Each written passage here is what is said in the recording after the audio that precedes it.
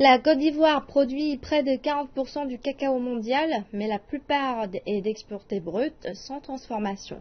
Les années passant, peu d'investissements ont été consacrés pour donner de la valeur ajoutée à cette ressource. Mais les choses changent peu à peu.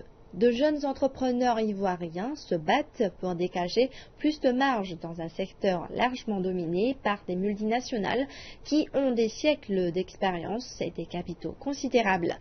Axel Emmanuel est l'un d'entre eux. Reportage.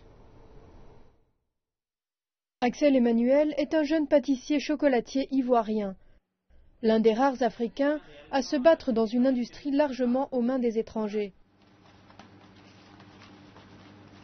Je suis Axel Emmanuel, artisan chocolatier ivoirien. Le chocolat à base du cacao de Côte d'Ivoire, c'est vraiment un défi que j'ai voulu véritablement relever. Et donc c'est ce qui m'a amené à poursuivre. Mais l'entrepreneuriat, ce n'est pas facile. Il a dû entrer en compétition avec les multinationales et se faire un nom. Il faut vraiment croire en ce que tu fais véritablement pour pouvoir y arriver. Le chocolat a beaucoup de contraintes aussi. Mais son travail a fini par payer et il a réalisé ses rêves. Durant la Coupe africaine de pâtisserie 2013, il a été désigné comme l'un des meilleurs du continent. C'est vraiment un produit de luxe qui n'est pas à la portée de tout le monde. Et aussi la Côte d'Ivoire produit le cacao mais n'arrive pas à le transformer. Voilà, je prends un exemple au championnat d'Afrique, chocolat pâtisserie que la Côte d'Ivoire a organisé. Le chocolat qui a servi pour les candidats est venu de France.